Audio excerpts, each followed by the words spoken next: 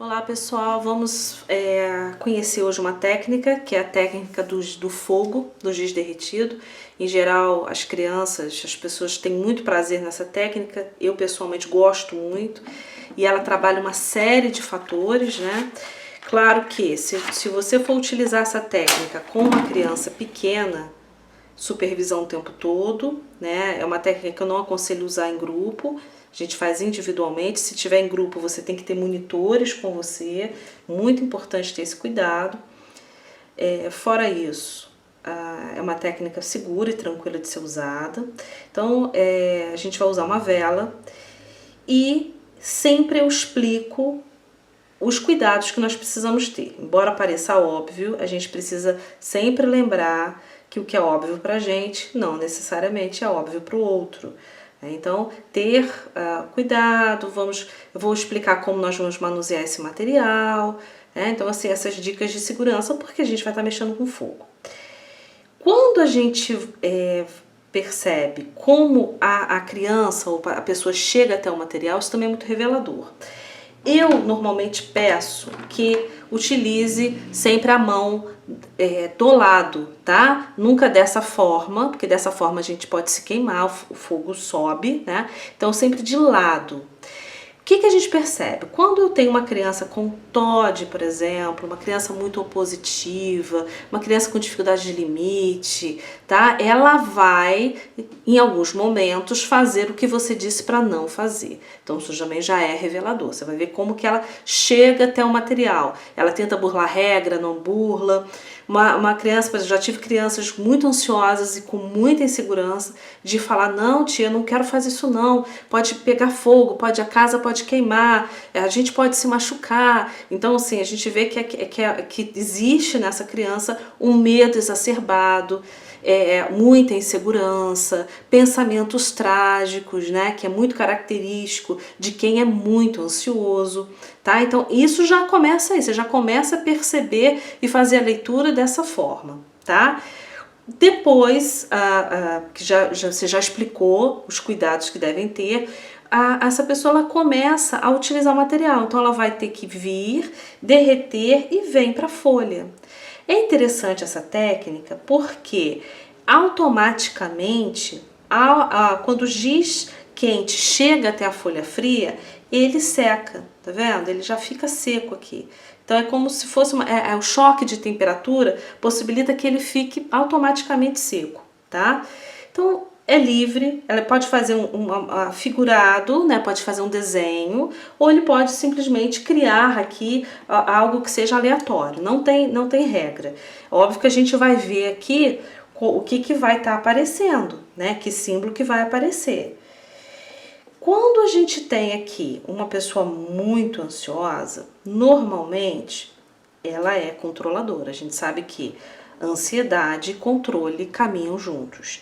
Então a pessoa que é muito ansiosa, normalmente ela vai ficar incomodada, porque essa é uma técnica que a gente não tem muito controle.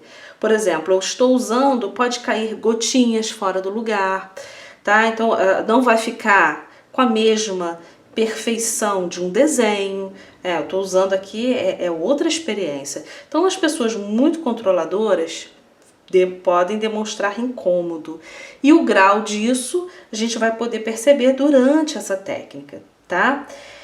Esse é um ponto importante. Outro ponto, quem tem muita dificuldade em lidar também com frustração, né? Então, por exemplo, caiu fora da folha, já quer rasgar a folha, já quer jogar essa folha fora, né? Reclama. O que normalmente eu oriento? Caiu fora do lugar? Vamos usar isso de uma forma criativa. Essa gotinha pode virar outra coisa. O que pode virar essa parte? Não tem jeito certo ou errado. Então, isso já vai ajudar bastante essa pessoa a lidar com os imprevistos da vida, né? Então, vamos lá. Aqui só para eu demonstrar a técnica para vocês, então vou fazer algo bem simples. Se a pessoa demorar bastante, ela ocupou a folha toda, ela utilizou só um pedacinho da folha, tudo isso também é revelador, tá? Como no desenho. É centralizado, tá muito pro quadrante esquerdo, tá muito pro quadrante direito, né? Depois, quem tiver dúvida, volta naquela aula lá sobre os desenhos, né? Tem um gráfico que eu mostro para vocês, numa linha imaginária, o que representa mais ou menos cada quadrante. Beleza, então ela fez aqui, né? Quando ela achar que está bom, ela vai sinalizar para você. Tem criança, tem pessoas que ficam com tanto medo de se expor e tanto medo de errar, que ela vai fazer simplesmente gotinhas. Ela só faz gotinhas, pinguinhos. Isso também é revelador, tá? Tem aquele que vai criticar o tempo todo. Nossa, mas que coisa ridícula que eu tô fazendo, isso tá horrível. Nossa, não vai mostrar isso pra ninguém não, né? Porque isso aqui tá horroroso. Então você vai ver também como é que é essa postura de muita crítica em relação à sua produção, né? Então, a pessoa vai lá, continua. É uma técnica que a gente tem que ir e vir várias vezes. Então ele trabalha também foco, concentração, persistência, né? Não ficou exatamente como eu queria, então como é que está meu nível de criatividade, de resolução de problemas, de conflitos. Você vê que é uma técnica simples e que é extremamente reveladora, tá? Por exemplo, pacientes que são muito ansiosos, pacientes às vezes com déficit atencional, é bem revelador porque ele já quer partir para outra, já quer faz correndo. E aí é importante o terapeuta trabalha a respiração, trabalha o foco, né? Faça com calma, observa. Você quer modificar alguma coisa? Você quer acrescentar alguma coisa? Porque tem aqueles que vão correr. Tem aqueles que vão ficar muito tempo, às vezes fica quase que uma sessão inteira. Tem aquele que vai precisar ocupar todos os pedacinhos da folha, todos os pedacinhos. A gente fica aqui sem ter, você não vê nem o fundo branco da folha, ele fica totalmente repleto. Então a gente precisa sempre contextualizar, não é receita de bolo, mas a gente percebe muitas vezes ansiedade, carência afetiva, possibilidades, tá? De significados, carência afetiva, necessidade de chamar atenção, muito conteúdo a ser liberado. Então tem pessoas que fazem como se fosse uma catarse mesmo, né? E usa o material e precisa fazer várias vezes. Outra variável que acontece muito também é a pessoa, ela acaba fazendo, porque o que acontece? Se você ficar passando aqui por cima, ele vai ficando alto relevo, tá? Ele vai dando esse relevo. Então tem gente que vai ficar muito tempo nesse relevo, tá? E vai, precisa preencher tudo. Então isso aqui a gente vê que existe uma intensidade. Tal como lá na pintura houve um excesso de utilização de cor, de material, aqui também ele fica muito tempo trabalhando ali e fazendo e ficando excessivo, tá? Então isso tudo é observado. Quando a pessoa termina a sua criação, ela vai criar algo, uma história, né, uma produção. Isso é muito comum, vocês vão ver que eu falo muito sobre isso, né, sobre a escrita criativa, sobre a criação de história, porque é muito importante que a gente lembre que a gente está trabalhando com projeção. Quais são essas imagens internas, tá? Ana Paula, mas tem pessoas que vão fazer simplesmente risquinhos, tá? Quando acontece, por exemplo, aqui eu fiz uma ceninha, fiz uma cena, uma árvore, né? Posso criar uma história aqui, é figurativo que a gente chama. Tem aqueles que vão fazer apenas riscos, tá? Então ele vai e ele deixa ou gotinha cair, tá? Ele vai fazendo gotinha, muito comum. A gente fala são as figuras, são abstratos, ou simplesmente fazem riscos sem formato. Quando acontece isso, a gente deixa, não vai fazer intervenção.